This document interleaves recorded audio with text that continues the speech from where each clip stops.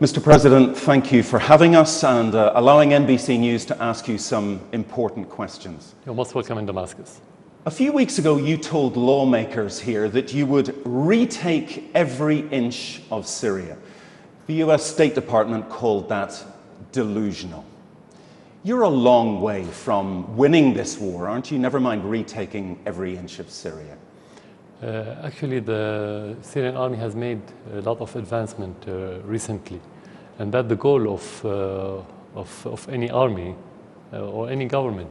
I don't think the statement of the United States relevant. It doesn't reflect any respect to the international law, to the Charter of the United Nations. It doesn't reflect respect of the sovereignty of a country, that it had the right to take control of its land. How long do you think this will take you to win this war?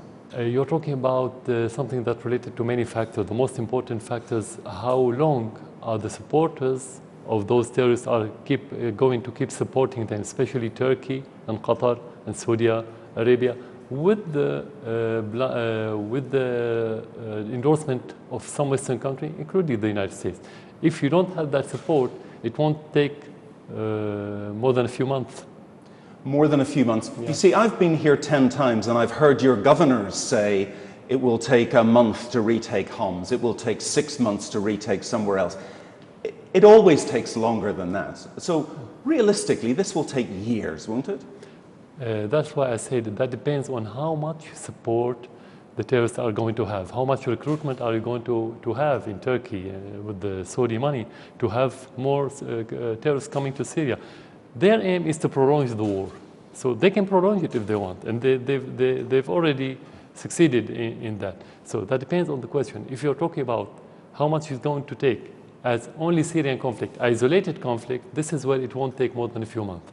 But if it's not isolated, as it's the case today, with the interference of many regional and international powers, it will going to take a long time. And no one had the answer that you have, because nobody knows how the war is going to develop.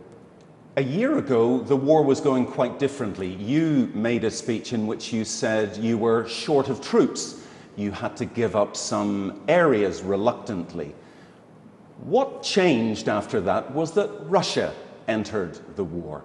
That's the real reason this war is turning, isn't it? That Russia is on your side. Definitely, the Russian support of the Syrian army has tipped the scales against the terrorists. It's the crucial factor. It is definitely. At the same time, Turkey and Saudi Arabia has sent more troops since that Russian legal intervention started. But in spite of that, it was the crucial factor, as you just mentioned. You owe President Putin a lot. Everyone who stood beside us, Russian, Iranian, and even the Chinese stood, but each one in its own way, whether political, military, or economical. Because it's not one factor. You cannot only talk about the firepower or the human resources. It's a multi-factor issue. All those countries supported Syria, beside other countries supported to a lesser degree. Has President Putin demanded anything of you? What's the deal? When he wanted to intervene, he didn't ask for anything. Nothing. For a simple reason. First of all, politics built on values. This is very important. The second thing, their interest is common interest with us now, because they are fighting the same terrorists that they should fight in Russia. We are fighting the terrorists that could be fighting in Europe, in the United States, anywhere else in the world. But the difference between President Putin and the other Western officials, that he could see that clearly, while the other officials in Europe or in the West in general couldn't see that. That's why his intervention is based on values and at the same time based on the interest of the Russian people. Do you speak much with him? When there's something to speak about, of course we speak, or through officials. How often, for example, this year have you spoken with him? I didn't count them, but many times. We spoke many times. And how would you describe your relationship with him? Very frank, very honest, mutual respect.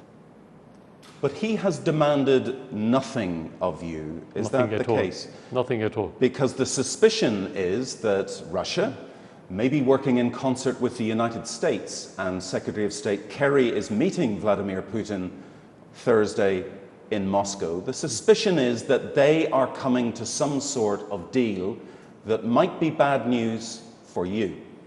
First of all, regarding the first part, if he wanted to ask me for something, he would ask me to fight the terrorists, because this is where his interest as president and as a country, I mean Russia, lies.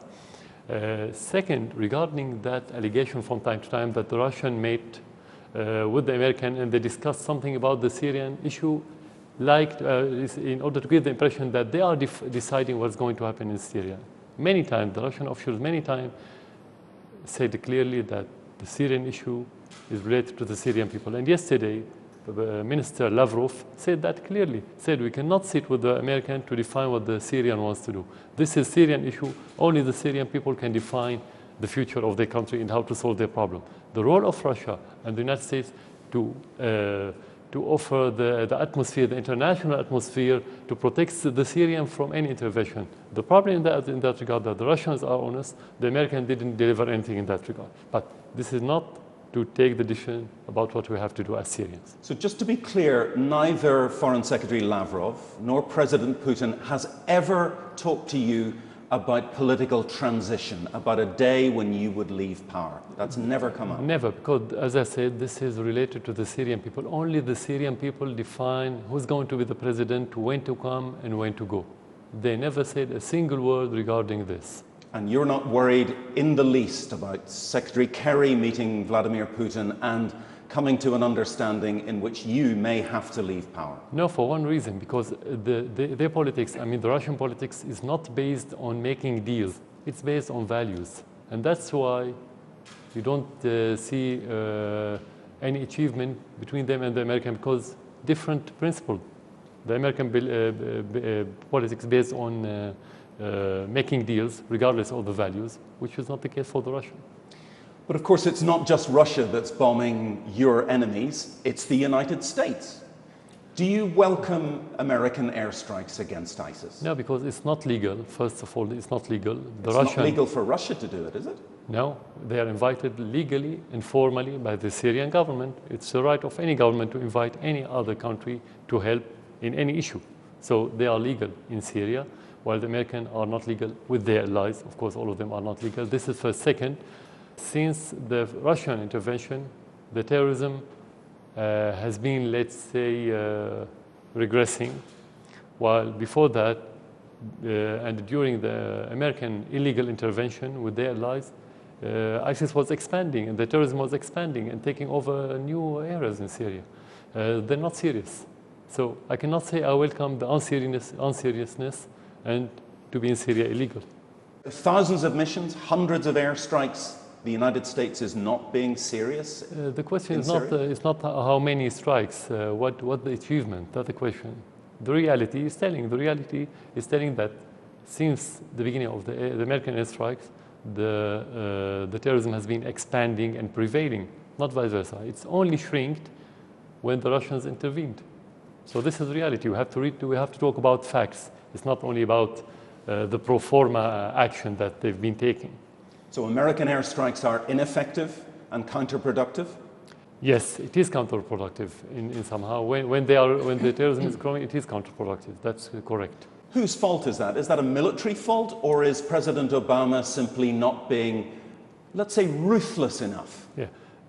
No, first of all, it's not about being ruthless. It's about being genuine. It's about the real intentions. It's about being serious. It's about having the will.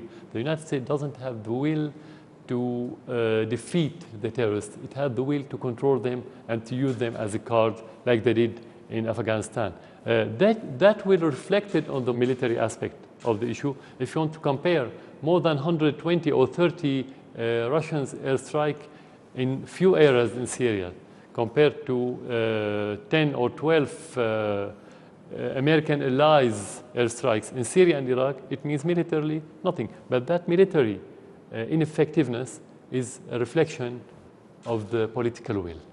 There was a political will, as you put it, to remove you from power. That was the will of Washington. That seems to have changed. Have you any idea why the United States has changed its mind, apparently, about your future? No, because the problem with the American officials, they say something and they mask their intentions. They go in different way. They say something, they say the opposite. They say something, they do something different. So you cannot tell what their real intentions. What I'm sure about that, they don't have good intentions towards Syria. Maybe they are making tactics, maneuvers, but they haven't changed their intention, as I believe. President Obama wanted you out. He's leaving office soon, and you're staying. Did you win? No, it's not between me and him. It's between me and whoever wants to destroy this country, and mainly the terrorists within Syria now. This is where we can win as Syrians if we can get rid of those terrorists, if we can restore the stability in Syria. This is where we win. Otherwise, we cannot talk about winning. That's true they didn't succeed, but if they don't succeed in their plans, if it went into a fiasco, doesn't mean we win the war. So we have to be realistic about and precise about choosing the terms in that regard. But one of the president's key aims, which was to remove you from power, has clearly failed. Or do you believe it's failed? Yeah, I said he's failed, but doesn't mean I win, because for him the war is to remove me. For me, the war not to stay in my position. For me, the war is to restore Syria. So yeah, you're talking about two different wars. For me, I'm not fighting my war. I'm not fighting the war that the president should stay. My war is to protect Syria. I don't care about if I stay or not, as long as the Syrians don't want me to be in my position. For me, I don't care about what the other presidents want. I care about what the Syrian wants. If they want me to stay, I'm going to stay. If I want me to leave, I'm going to leave. So it's different, completely different thing. Do you feel the United States has fundamentally misunderstood your war with ISIS, with what you might call a common enemy? Again, it's not common enemy, because for us we are genuine in fighting not only ISIS and al-Nusra and every affiliated to Al-Qaeda organization within Syria. They have the same, all of them are terrorists. So if you want to talk not about ISIS, about the terrorist groups, we wanted to get rid of the terrorists, we wanted to defeat those terrorists, while the United States wanted to manage those groups in order to topple the government in Syria. So you cannot talk about common interests unless they really want to fight those terrorists and to defeat them. And they didn't do that. They've been in Iraq in 2006. They didn't try to defeat them. But America is very genuine about fighting ISIS. ISIS is a threat to the American homeland. How can you say America is not serious about fighting ISIS? Because ISIS has been set up in Iraq in 2006, while the United States was in Iraq, not Syria was in Iraq. So it was growing under the supervision of the American authority in Iraq, and they didn't do anything to fight ISIS at that time. So why to fight it now? And they don't fight it now. It's been expanding under the supervision of the American airplanes. And they could have seen the ISIS using the oil field and exporting oil to Turkey, and they didn't try to attack any convoy of ISIS. How could they be against ISIS? They cannot see, they don't see how the Russians could have seen it from the first day and started attacking those convoys. Actually, the Russian intervention unmasked the American intentions regarding ISIS and the other terrorist groups, of course. 3 years ago, President Obama made a threat against you. He drew a red line and then withdrew from that and did not attack you. What do you feel about that? Is that the sign of a weak president? Yeah, that's the problem. In the United States, they've been promoting for years now, only a good president is ruthless or tough, that who should go to war. This is the definition. Otherwise, he's going to be a weak president, which is not true. Actually, for the American administration, since the Second World War, they have a share in stoking the fire and conflicts in every part of this world. And as the time goes by, those administrations are becoming more and more pyromaniac. The difference now between those administrations is only about the mean, not about the goal. One of them sent his own troops, like Bush. The other one is using surrogate mercenaries. The third one using proxy, and so on.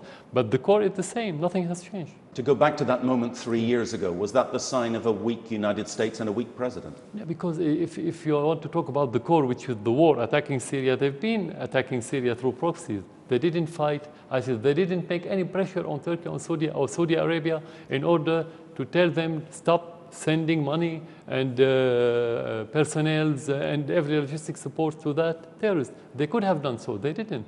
So actually they are waging war, but in different way. They didn't send their troops. They didn't attack with missiles, but they sent mercenaries. That's what I meant. I mean, the same. Did it surprise you that they didn't attack? No, no, it wasn't a surprise, but I think what they are doing now had the same effect. So between mercenaries and between missiles, this one could be more effective for them. So no, I couldn't say that I was surprised. You're a leader. By drawing a red line and not following through, has that damaged America's credibility, not just in the Middle East, but in the world? But this credibility hasn't ever existed for us, at least since the early 70s, to be frank with you. Since we restored our relation with the United States in 1974, we never saw any administration has real credibility in every issue we dealt with. They never had it. So I cannot say that it harmed. Many of their allies, they don't believe them. I think the American credibility, not because of what you've mentioned, because of their politics in general, their mainstream politics are at an all-time low. That's how we see it.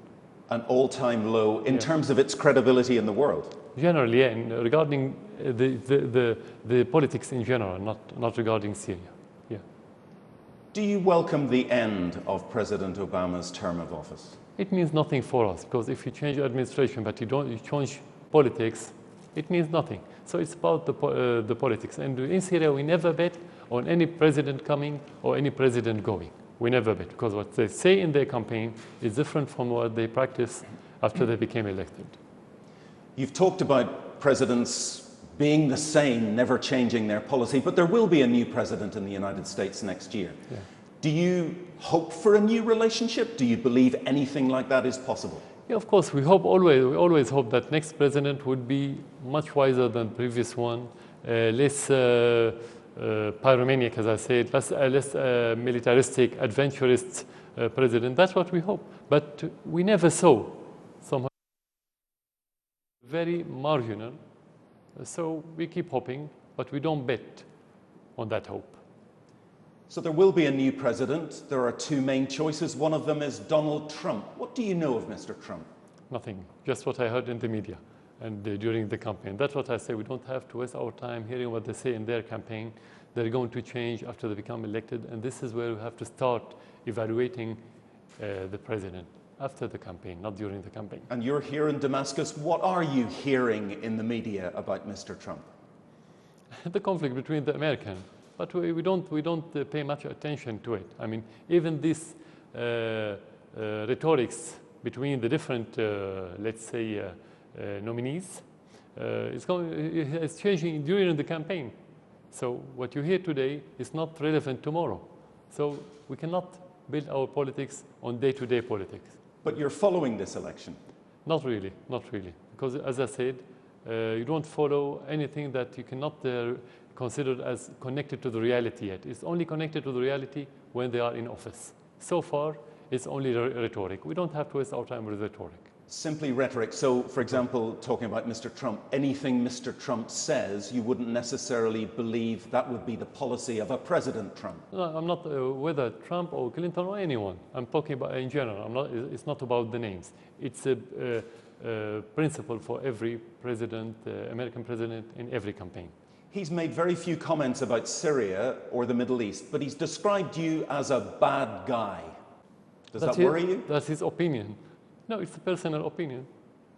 He doesn't have to see me as a good guy. The question for me, do the Syrians see me as good guy or bad guy? Not American person or president or nominee. I don't care about it. It's not part of my political map, let's say. One of the things he's said and been very clear about is that he would be much tougher on ISIS. You would welcome that, wouldn't you? Because you just said President Obama isn't serious. You don't have to be tougher. This word doesn't have any meaning in reality, in real life, in this region. You have to fight ISIS in different ways. ISIS not only fighters, you have to attack them with the strongest bomb or missile. It's not like this. The issue of terrorism is very complicated. It's related to the ideology. How can you be tough against the ideology of ISIS? That's the question.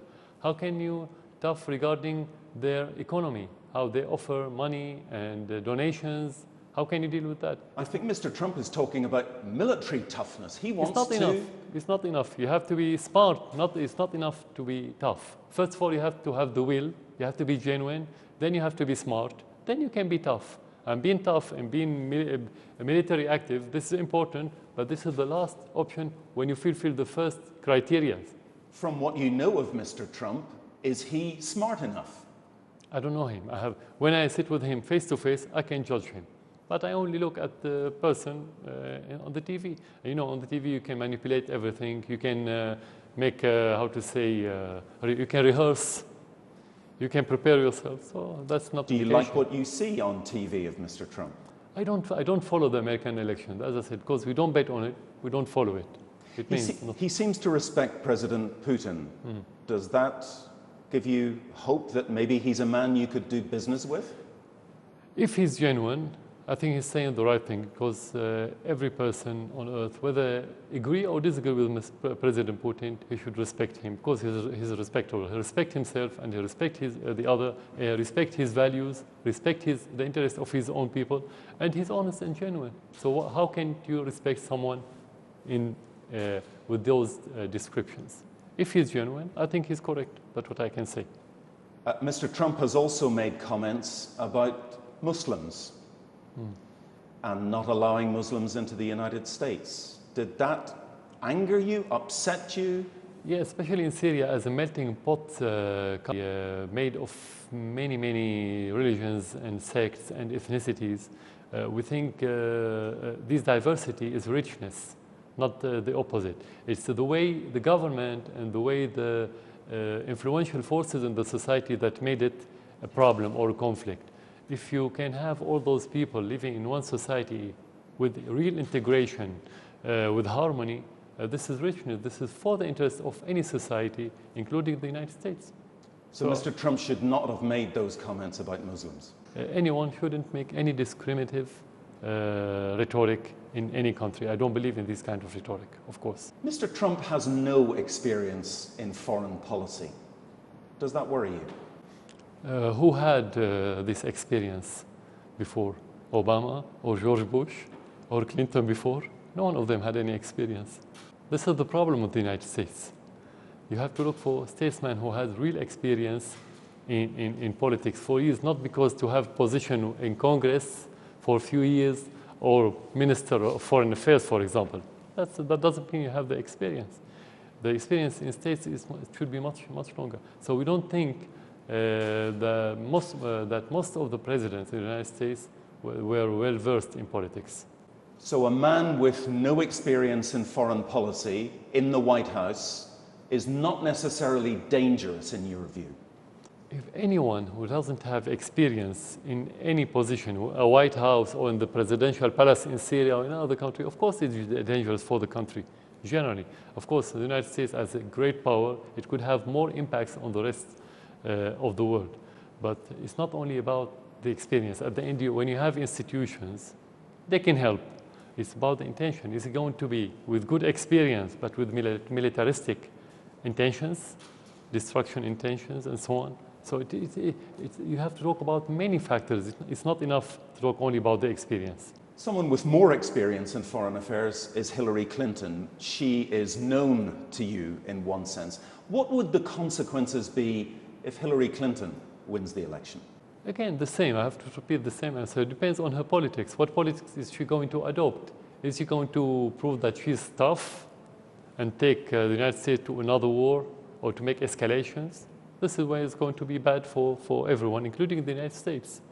If it's going to go in another direction, that will be good.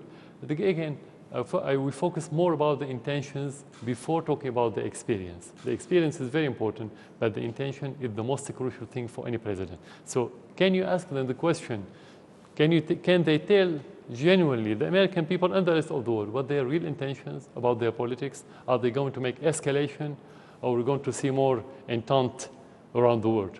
Well, one difference between them clearly is that Mrs. Clinton is determined, it seems, still to get rid of you. At least that's her stated position. Mr. Trump says he's focusing on ISIS, leave you alone. That's a clear difference between the two. Hillary Clinton, well, I'll ask you the question. Does Hillary Clinton represent more of a threat to you than Donald Trump? No, because since the beginning of this crisis, we heard the same motto, Assad must go, many times from nearly every Western official in different levels, whether leader or foreign official or any other official.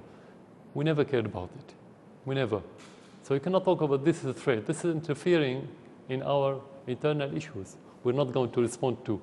As long as I have the support of the Syrian people, I don't care about whoever talks, including the President of the United States himself, anyone.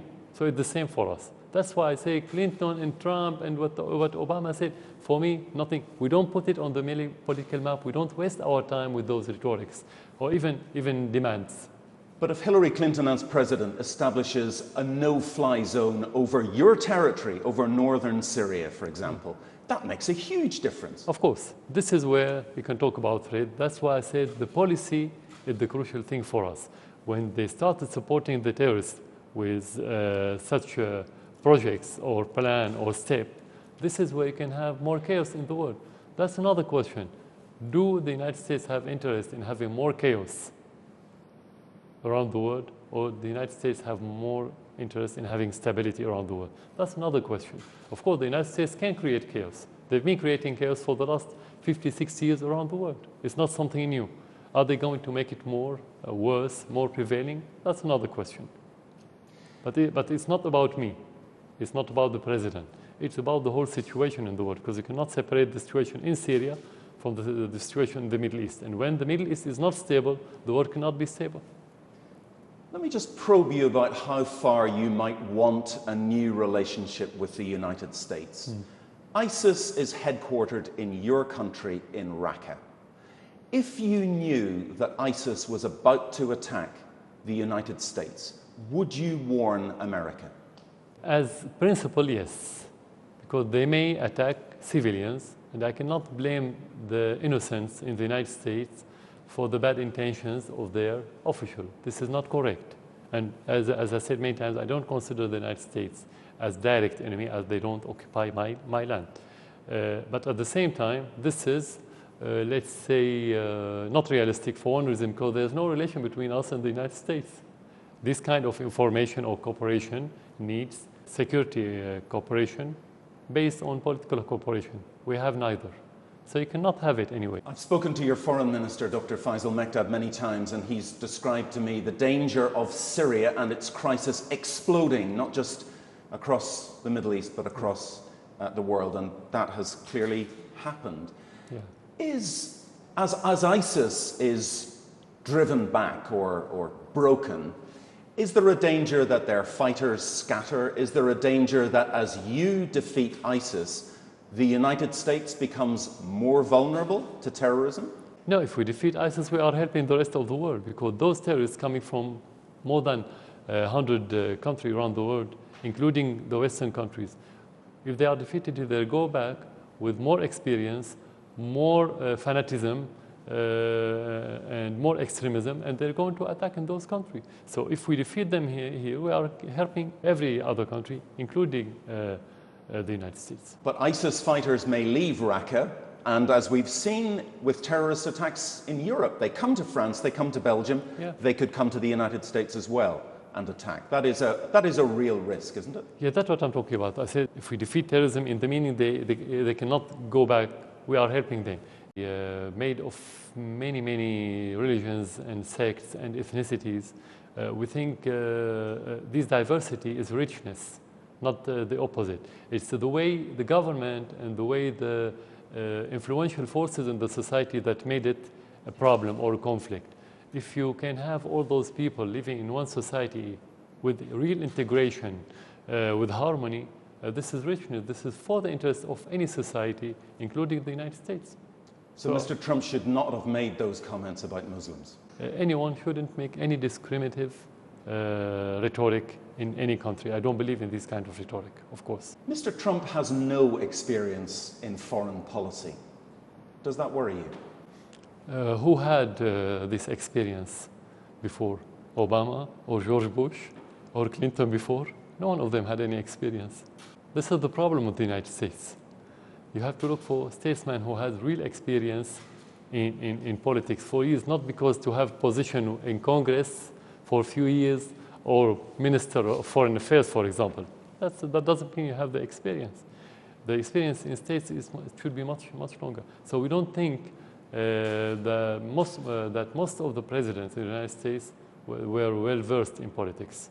So a man with no experience in foreign policy in the White House is not necessarily dangerous in your view? If anyone who doesn't have experience in any position, a White House or in the presidential palace in Syria or in another country, of course it's dangerous for the country, generally. Of course, the United States as a great power, it could have more impacts on the rest of the world. But it's not only about the experience. At the end, when you have institutions, they can help. It's about the intention. Is it going to be with good experience, but with militaristic intentions, destruction intentions, and so on? So you have to talk about many factors. It's not enough to talk only about the experience. Someone with more experience in foreign affairs is Hillary Clinton. She is known to you in one sense. What would the consequences be if Hillary Clinton wins the election? Again, the same. I have to repeat the same answer. It depends on her politics. What politics is she going to adopt? Is she going to prove that she's tough and take the United States to another war or to make escalations? This is why it's going to be bad for everyone, including the United States. If it's going to go in another direction, that will be good. But again, we focus more about the intentions before talking about the experience. The experience is very important, but the intention is the most crucial thing for any president. So can you ask them the question, can they tell genuinely the American people and the rest of the world what their real intentions about their politics? Are they going to make escalation, or we're going to see more entente around the world? Well, one difference between them clearly is that Mrs. Clinton is determined, it seems, still to get rid of you. At least that's her stated position. Mr. Trump says he's focusing on ISIS, leave you alone. That's a clear difference between the two. Hillary Clinton, well, I'll ask you the question. Does Hillary Clinton represent more of a threat to you than Donald Trump? No, because since the beginning of this crisis, we heard the same motto, Assad must go, many times from nearly every Western official in different levels, whether leader or foreign official or any other official. We never cared about it. We never. So you cannot talk about this as a threat. This is interfering in our internal issues. We're not going to respond to. As long as I have the support of the Syrian people, I don't care about whoever talk, including the President of the United States himself, anyone. So it's the same for us. That's why I say Clinton and Trump and what Obama said, for me, nothing. We don't put it on the political map. We don't waste our time with those rhetorics or even demands. But if Hillary Clinton as president establishes a no-fly zone over your territory, over northern Syria, for example, that makes a huge difference. Of course. This is where we can talk about trade. That's why I said the policy is the crucial thing for us. When they started supporting the terrorists with such projects or plan or step, this is where you can have more chaos in the world. That's another question. Do the United States have interest in having more chaos around the world, or the United States have more interest in having stability around the world? That's another question. Of course, the United States can create chaos. They've been creating chaos for the last 50, 60 years around the world. It's not something new. Are they going to make it more worse, more prevailing? That's another question. But it's not about me. It's not about the president. It's about the whole situation in the world, because you cannot separate the situation in Syria from the situation in the Middle East. And when the Middle East is not stable, the world cannot be stable. Let me just probe you about how far you might want a new relationship with the United States. ISIS is headquartered in your country, in Raqqa. If you knew that ISIS was about to attack the United States, would you warn America? As principle, yes, because they may attack civilians, and I cannot blame the innocents in the United States for the bad intentions of their official. This is not correct. And as I said many times, I don't consider the United States as direct enemy, as they don't occupy my land. But at the same time, this is, let's say, not realistic for one reason, because there's no relation between us and the United States. This kind of information or cooperation needs security cooperation based on political cooperation. We have neither. So you cannot have it anyway. I've spoken to your foreign minister, Dr. Faisal Mekdad, many times, and he's described to me the danger of Syria and its crisis exploding, not just across the Middle East, but across the world, and that has clearly happened. Yeah. Is As ISIS is driven back or broken, is there a danger that their fighters scatter? Is there a danger that as you defeat ISIS, the United States becomes more vulnerable to terrorism? No, if we defeat ISIS, we are helping the rest of the world, because those terrorists coming from more than 100 countries around the world, including the Western countries, if they are defeated, they'll go back with more experience, more fanatism, and more extremism, and they're going to attack in those countries. So if we defeat them here, we are helping every other country, including the United States. But ISIS fighters may leave Raqqa, and as we've seen with terrorist attacks in Europe, they come to France, they come to Belgium, they could come to the United States as well and attack. That is a real risk, isn't it? Yeah, that's what I'm talking about. I said if we defeat terrorism, in the meaning they cannot go back, we are helping them. If they leave, if they escape, if you have this terrorism, this is where you can start exporting those terrorists to Europe, as what happened in France recently. So what you said is correct, that's what I mean. If we defeat them here and they cannot go back, this is where we help the others. If they go back, there will be a danger to the rest of the world. Like any war, there are two sides. Your forces have been accused of doing some terrible things. I've been here many times and I have seen some of the terrible things as a result of your forces, airstrikes, bombardments, and so on. Do you believe one day you will face an international court? First of all, you have to do your job as president. When you are attacked by terrorists, I mean as country, you have to defend your country, and that's my job according to the Constitution. So I'm doing my job, and I'm going to keep doing it no matter what I'm going to face. Let's be clear about this. Defending the country cannot be balanced with the personal future of president, whether he's going to face criminal court or anything like that, or to face death, doesn't matter. If you don't want to face all these things, leave that position and give it to someone else. But the reason people are saying you should face a war crimes tribunal is that you are clearly using any means whatsoever. I mean, I know you don't agree that there is such a thing as a barrel bomb. Yeah. Never mind the metal. The charge is that you are using indiscriminate force, indiscriminate weapons in civilian areas. That's true, isn't it? First of all, those people, do they have any criteria that what they mean that you should use with the terrorists? They don't have. So this is irrelevant. It has no meaning from legal point of view and from realistic point of view. Second, if you talk about indiscriminate, no army would use indiscriminate armament in such a situation where there's nearly intermingle between the two sides. With respect, Mr. President, I've seen a bomb thrown from a helicopter. That was indiscriminate. Let's say technically, this is not the issue, whether to throw it from helicopter or from aircraft. This is not the issue. The more important thing, if you want to talk about precise, let's say we are using precise armament like the United States, using the drones and the highest precision missiles in Afghanistan. How many terrorists they've killed so far? They've killed many folds of civilians and innocents. Even if that's true, that doesn't make anything that you do right. No. I mean, first of all, the kind of armament that you are using is not related to what you've mentioned. It's not whether you use the high precision or less precise armament. There's no such criteria. This is only part of the media campaign recently. I'm talking now legally. So we have the right. With respect, it's not just a media campaign. The United Nations, as you well know, has spoken about this. Human rights groups have spoken about this. Not just indiscriminate use of weapons against civilians, but the UN spoke this week about the problems in Aleppo, in Daraya, which is just very close to here, of the use of starvation as a weapon of war. Sieges. That's going on right now close to us, isn't it? We're going to talk about the siege. Now, regarding the armament, the only thing that the government cannot use in any war is the armament that's been banned by the international law. Any other armament that you've been using against the terrorism, it's your right. So it's our right to use any armament to defeat the terrorists. And you know there's a charge that you have used chemical weapons, which you deny. We didn't.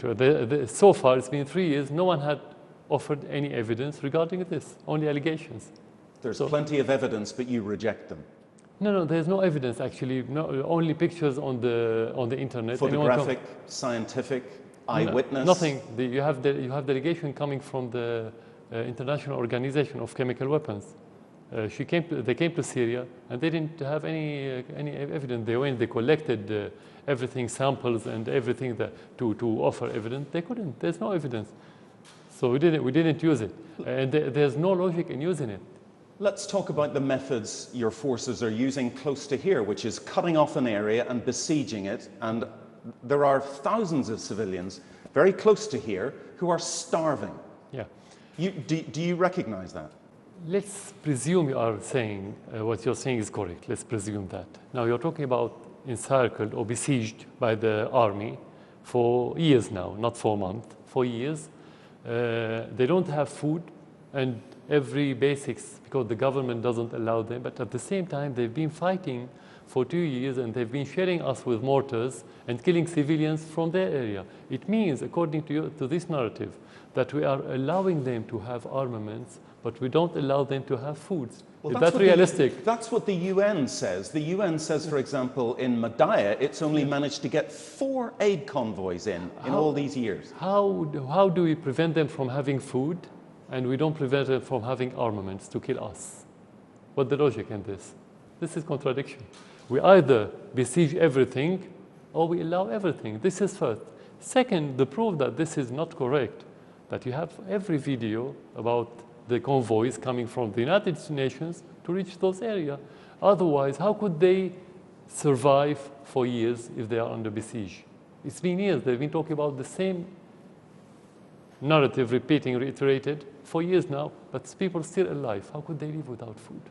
As you know, targeting civilians in a war is a war crime. And just recently, the family of Marie Colvin, an American journalist, has launched a suit in the United States charging you and your government with deliberately targeting and killing her.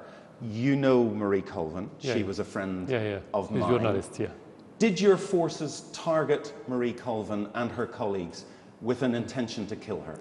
No, very simply. First of all, the army forces didn't know that Marie Colvin existed somewhere, because before that we hadn't known about Marie Colvin. So it's a war, and she came illegally to Syria. She worked with the terrorists, and because she came illegally, she's being responsible of everything that befall on her. This is first. Second, she's responsible for her own death. She came illegally to Syria. We can responsible of everyone within our country when he came legally to Syria. She came illegally, and she went with the terrorists. We didn't send her anywhere. We don't know anything about her. As you know, that doesn't explain why missiles hit the house that she was in Homs. No, nobody knows if she killed by missile, or which missile, and where did the missile came from, or how. No one has any evidence. This is just allegations, because it's a conflict area. It's a war. You know about crossfire. When you caught in a crossfire somewhere, you cannot tell who killed who. So these are allegations. Second, we had hundreds of journalists came to Syria legally and illegally, and they covered for the terrorists, not for the government, and we didn't kill them. So why to single out this person in order to kill him? There's no logic. This is second. Third, tens of journalists working for the government and support the government has been killed. Did we kill them? We didn't. So this is war. Have you heard about good war? I don't think anyone have heard about good war. It's a war. You always have casualties. You always have innocent people being killed by any means, and no one can tell how. You see, the impression you give, Mr. President, is of a man who feels he bears no responsibility for the terrible things that are done in his name to the Syrian people. You have an air of, oh, well, it really doesn't matter. Yeah. You only bear responsibility of the decision that you take. You don't bear responsibility of your decision that you didn't take. But some of the decisions you've taken have resulted in the deaths of hundreds of thousands of people. Like?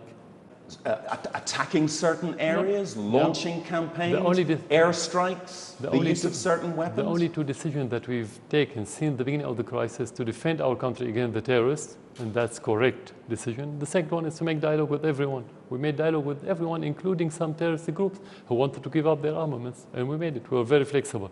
We didn't take any decision to attack any area that doesn't include terrorists or where terrorists don't shell the other cities adjacent to them. Do you ever see pictures, photographs, videos of children, for example, in rebel-held areas? And I wonder if you have seen those photographs. What do you feel? Sorrow, regret, nothing?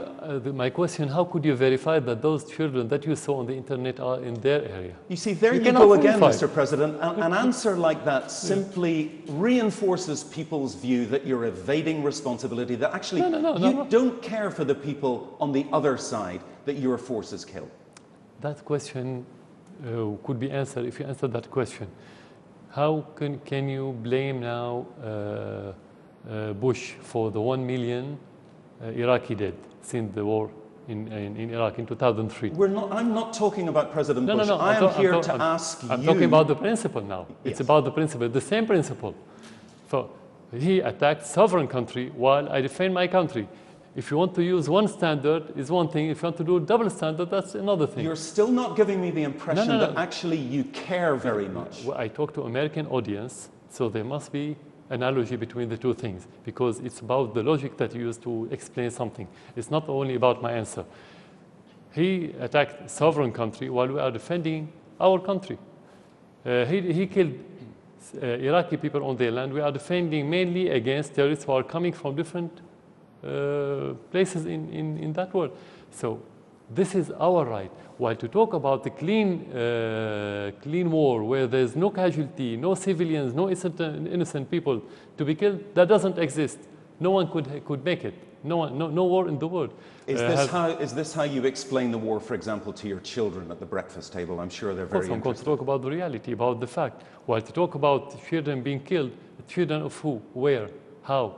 You are talking about propaganda and about media campaign and about sometimes fake pictures on the internet. We cannot talk about the facts. We have to talk about the facts. I cannot talk about allegations. Have you ever cried about what's happened to Syria? Crying doesn't mean you are a good man.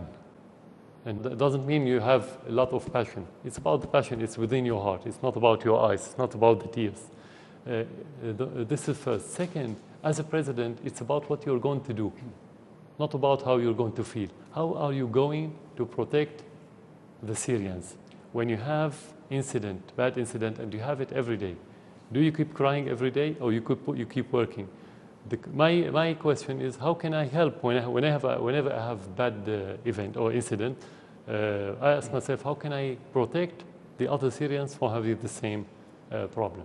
What are you going to do next? Are you just going to go on and on and on? You and your father have been in power for 46 years. Is that right? No, it's not right, because he's the president. I'm another president. So it's not right. The description is not right at all. He was elected by the Syrian people. I was elected after he died. He didn't put me in any position. So you cannot connect. I'm president and he's president. I've been in power for 16 years. Not for 45 years. You've been in power for 16 years. My question is, are you going to go on and on and on? In my position, you have to ask the Syrian people. If they don't want me, I have to leave right away, today. If they want me, I have to stay. It depends on them. I mean, if I want to stay, again their will, I cannot produce, I cannot succeed. And I don't think I have the intention not to succeed. How do you think history will remember you? How I hope the history will remember me. I cannot foretell. I'm not a fortune teller. I hope that the history will see me as the man who protected his country from the terrorism and from the intervention and saved its sovereignty and the integrity of its land. Because you know what the first draft of history is saying, that you're a brutal dictator. You're a man with blood on your hands, more blood on your hands than even on your father. No, again, I will draw that example. If you have a doctor who cut the head because of a gangrene to save the patient, you don't say he's a brutal doctor. He's doing his job in order to to save the rest of the body. So when you protect your country from the terrorists, and you kill terrorists and you defeat terrorists, you're not brutal. You are patriot. That's how you look at yourself, and that's how the people want to look at you. And that's how you see yourself as a patriot. I cannot be objective about looking at myself. The most important thing, how the Syrians look at me. That's the real and objective opinion, not my opinion. I cannot be objective about myself. Mr. President, thank you very much for answering NBC's questions and for taking time to talk to me. For you. Thank you very much.